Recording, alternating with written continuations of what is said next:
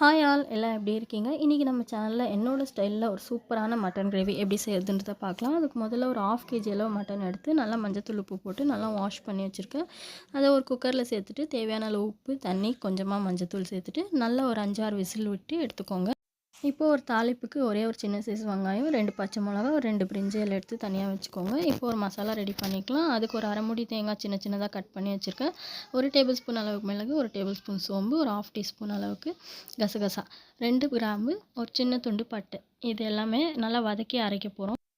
இது கூடவே 2 பெரிய சைஸ் வெங்காயமும், 3 பெரிய சைஸ் தக்காளியும், கொஞ்சமாக கொத்தமல்லி, ஒரு சின்ன துண்டு இஞ்சி எல்லாம் எடுத்து வச்சுக்கோங்க. இப்போ ஒரு பேனில் தேவையான அளவு எண்ணெய் சேர்த்துட்டு, எண்ணெய் நல்லா காஞ்சதும் எடுத்து வச்சிருந்த தேங்காய், மிளகு, சோம்பு, கசகசா எல்லாம் சேர்த்து நல்லா வதக்கி விட்டுக்கோங்க. இது கூடவே சின்ன துண்டு இஞ்சி எடுத்துருக்கோம் இல்லையா, அதையும் சேர்த்து நல்லா கொஞ்சம் கோல்டன் கலர் ஆகிற வரைக்கும் நல்லா ஃப்ரை பண்ணி தனியாக எடுத்து ஆற வச்சுக்கோங்க. இப்போ அதே பேனில் கட் பண்ணி வச்சுருக்க ஆனியன், டொமேட்டோ, கொத்தமல்லி எல்லாமே சேர்த்து நல்லா வதக்கணும்.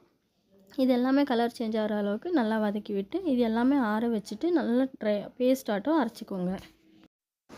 இப்போது ஒரு பேன் வச்சுக்கோங்க. அதில் தேவையான அளவு எண்ணெய் சேர்த்துக்கோங்க. எண்ணெய் நல்லா காஞ்சதும் தாளிப்புக்கு எடுத்து வச்சுக்க பிரிஞ்சி இலை, ஆனியன், பச்சை மிளகா 3யும் சேர்த்து நல்லா வதக்கிக்கோங்க. இப்போது ஸ்டவ்வை ரொம்ப லோ ஃப்ளேமில் வச்சுட்டு கொஞ்சமாக மஞ்சள்தூள், குழம்பு காரத்துக்கு தேவையான அளவு மிளகாய்த்தூள் சேர்த்துட்டு நல்லா கலந்து விட்டுக்கோங்க. இப்போ இதில் அரைச்சி வச்ச மசாலாவை சேர்த்துட்டு எவ்வளோ தண்ணி தேவையோ அவ்வளோ சேர்த்துக்கோங்க. நான் கொஞ்சம் கிரேவி ஆட்டம் சேர்க்குறதுனால கொஞ்சமாக தான் தண்ணி சேர்த்தேன். இப்போ கொஞ்சம் ஒரு கொதி வந்தோடனே நம்ம வேக வச்சுருக்க மட்டனை சேர்த்துட்டு நல்லா கலந்து விட்டுக்கோங்க. இந்த ஸ்டேஜில் உப்பு பார்த்துட்டு இன்னும் கொஞ்சம் தேவைன்னா போட்டுட்டு நல்லா மிக்ஸ் பண்ணிவிட்டு ஒரு கொதி விட்டு ஒரு 10 மினிட்ஸ் குக் பண்ணி எடுத்திங்கன்னா சூப்பரான மட்டன் கிரேவி ரெடி ஆகிடுங்க.